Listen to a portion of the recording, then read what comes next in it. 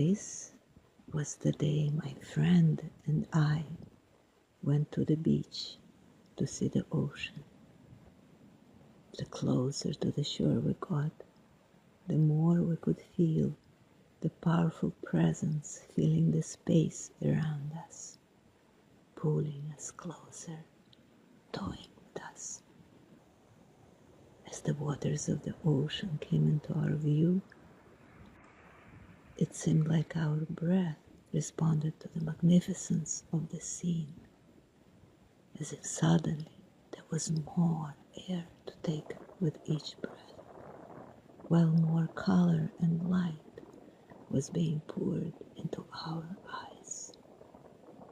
The dance of blue, gray, and green hues in front of us presented an irresistible cocktail that sent our heads spinning. The beauty was almost overwhelming. The brisk wind tickled the surface of the endless ocean body spread before us, causing it to raise frothy waves in response. The waves threw themselves at the rocks and sand beaches, leaving heaps of foam behind. The earth gave way to the waves with graceful stillness, agreeing to spread itself further and lower, out of sight, down under the giant watery space. Fascinated, I stared at the cosmic play unfolding in front of my eyes, and I remembered the ancient myth of beauty being born from the churned sea waters, the beauty called Aphrodite. That story is full of such drama. Uranus, the god of the sky, Father Heaven, and Mother Gaia, the goddess of the earth, had a serious disagreement and a fight. Gaia had their son Cronus, the god of time, on her side. Cronus defeated Uranus and then castrated him. The blood and the semen of the severed testicles that he threw into the sea caused it to foam, and out of that white foam rose Aphrodite.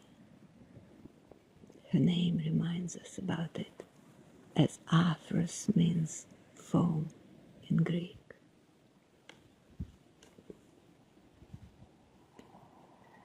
Later, the Romans assimilated the story of Aphrodite for their own goddess Venus, whose name literally means sexual desire in Latin. Such is the famous story of a powerful goddess being born from troubled sea waters, the goddess of fertility, agriculture, prosperity, good fortune, sexual desire, love, and victory.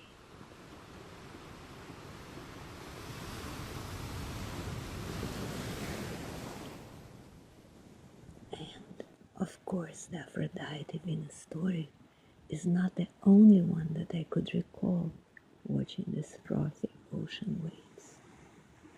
The other famous story comes from one of the greatest epics of India, Mahabharata. Once upon a time, it says, the gods that are called Devas in Hindi got weakened.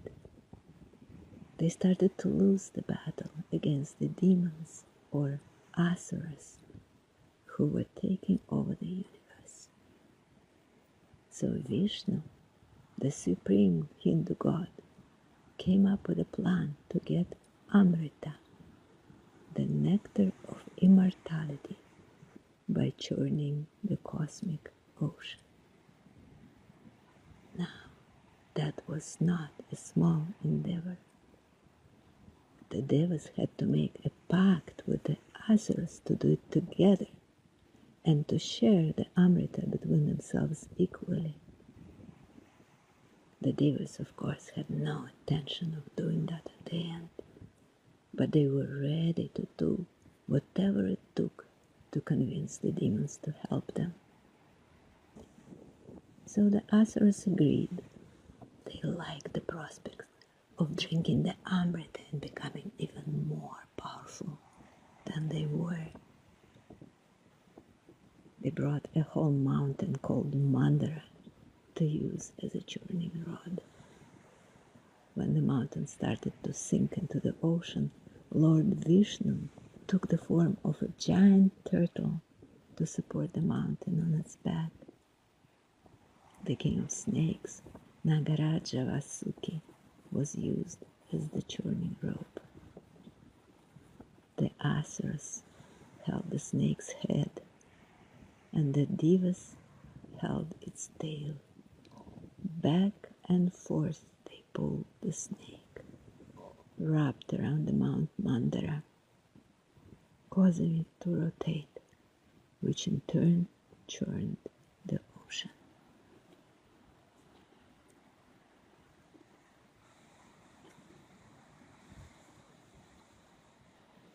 Slowly, various treasures started to rise from the froth of the churned ocean.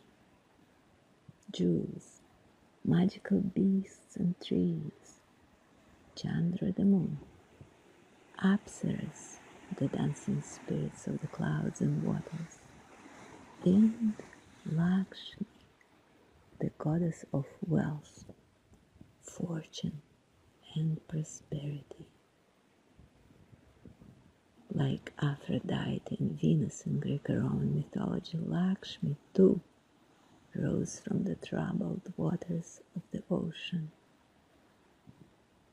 And then, finally, Dhanvantari, the Hindu god of medicine, the heavenly physician himself, emerged from the waters with a pot full of Amrita. There was a lot of commotion between the devas and the asuras as everybody wanted a sip of Amrita. But the devas tricked the demons, saved all the Amrita for themselves, drank it, got stronger, and took back their power over the universe. After that trip, the sound of the waves crashing and the feeling of the wind cooling my cheeks stayed with me into the late night. After I fell asleep, I dreamt about beautiful spirits rising from the heavenly blue-green waves and rainbow dancing in the air above the frothy waters. These were happy dreams, and I hope the stories I told you today will make your dreams happy too.